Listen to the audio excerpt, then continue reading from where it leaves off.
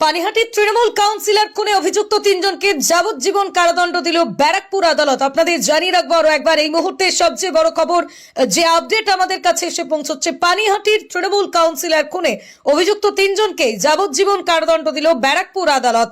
2022 সালের 13ই মার্চ সন্ধ্যেবেলা কাউন্সিলর অনুপম দত্তের খুনের ঘটনায় আজ ব্যারাকপুর আদালতে হাজির হয় তিনজন অভিযুক্ত। অমিত পণ্ডিত, সঞ্জীব পণ্ডিত, জিয়াউল মন্ডল, তিনজনেরই যাবজ্জীবন সাজা ঘোষণা করলো ব্যারাকপুর আদালত। আপনাদের জানিয়ে রাখবো আরো একবার, পানিহাটির তৃণমূল কাউন্সিলর খুনে অভিযুক্ত তিনজনকে যাবজ্জীবন কারাদণ্ড দিল ব্যারাকপুর আদালত।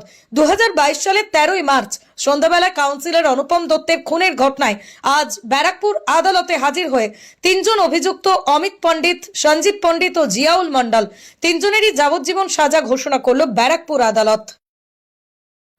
যে আমৃত্যু কারাদণ্ড যে দিয়েছে তাতে আমি বা আমার পরিবার যা সাফার করছি, বা আপনারা প্রত্যেকেই জানেন যে আমার শাশুড়ি এই ঘটনার পরে টোটাল 3 বছর, প্রায় 2.5 বছরের ওপরেই কোমায় ছিলেন এবং তার গায়ে এতটাই বেডসুল হয়ে গেছিল যে একটা হাত পর্যন্ত তার শরীরে ঢুকে যেত, হাতের পাঞ্জা। ঠিক আছে, তা মহামান্য আদালতকে সম্মান জানাই এবং উনি যে রায় দিয়েছেন আমি ওনার রায়কে সম্মতি জানাচ্ছি। আগের দিন আপনি ফাঁসি চেয়েছিলেন, আজকে যাবজ্জীবন কারাদণ্ড, এতে কি বলবেন?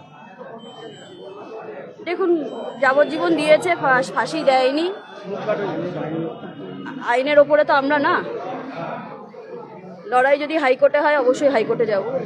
আজকে ওরা যাওয়ার পথে বললো রুলিং পার্টি আমাদেরকে ফাঁসিয়েছে, কি বলবেন? কাদের কথা বলতে চাই? সেইটা ওরা বলতে পারবে যে ওরা রুলিং পার্টির কাদের দ্বারা ওরা আজকে ফাঁসিয়েছে, যেটা বলছে ওরা তাদের নাম বলতে হবে না, ওরাই তো বলতে পারবে এই নামটা, আমি তো বলতে পারবো না এগুলো।